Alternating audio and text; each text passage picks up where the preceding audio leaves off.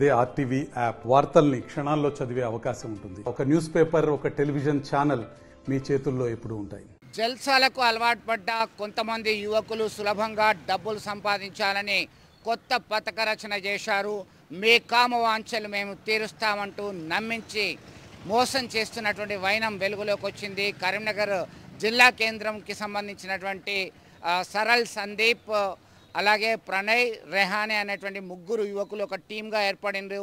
ఈ నెల 6వ తేదీన వాట్సాప్లో హాయ్ ఐఆమ్ పూజ అంటూ ఓ అన్నోన్ నెంబర్కి మెసేజ్ చేశారు. దాంతో చాటింగ్ కొనసాగింది. దీంతో మీరు కరీంనగర్ రావాలని కోరారు.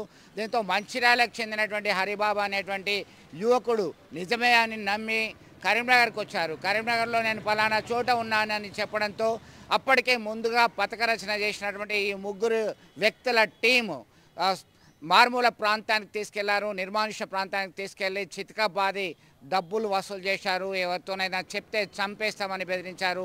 అప్పటికే తన వద్ద ఉన్నటువంటి 12,000 రూపాయలు చెల్లించుకున్నాడు. ఆ తర్వాత మరో 10,000 రూపాయల పైన ఇతరుల నుంచి ట్రాన్స్ఫర్ చేయించుకున్నటువంటి పరిస్థితి.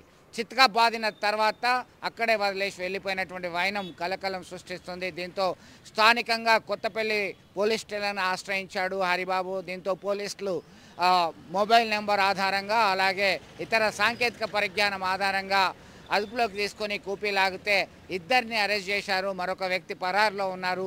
ఇలాంటి ప్రలోభాలకి లొంగకండి.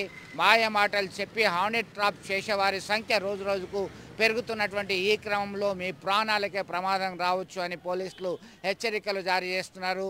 మొత్తం మీద ఈ పథక రచన అంతా చేయడానికి కనీసం 10 రోజుల సమయంలోనే ఇది పూర్తయింది. మనం అనుకున్న లక్ష్యాన్ని నెరవేర్చామని చెప్పడం జరిగింది.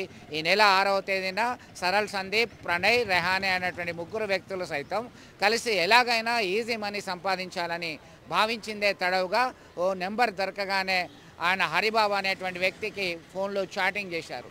నిజమే అని నమ్మారు. నిన్నే ప్రేమిస్తున్నాను, నీకేం కావాలంటే అది ఇస్తాను, నీకు స్వర్గం చూపిస్తానంటూ ఆ చాటింగ్లో ధార్మికంగా లోబర్చుకునే విధంగా మాట్లాడడంతో అట్రాక్ట్ అయినటువంటి హరిబాబు కరీంనగర్ వచ్చారు.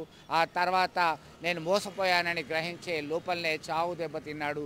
ఇలాంటి ప్రలోభాలకు లొంగకండి పోలీస్ అధికారులు హెచ్చరికలు జారీ చేస్తున్నటువంటి పరిస్థితి. మరిన్ని వీడియోస్ కోసం ఛానల్ ని సబ్స్క్రైబ్ చేయండి. లేటెస్ట్ అప్డేట్స్ కోసం వాట్సాప్ ఛానల్ ని ఫాలో చేయండి. అండ్ లింక్ డిస్క్రిప్షన్ లో ఉంది.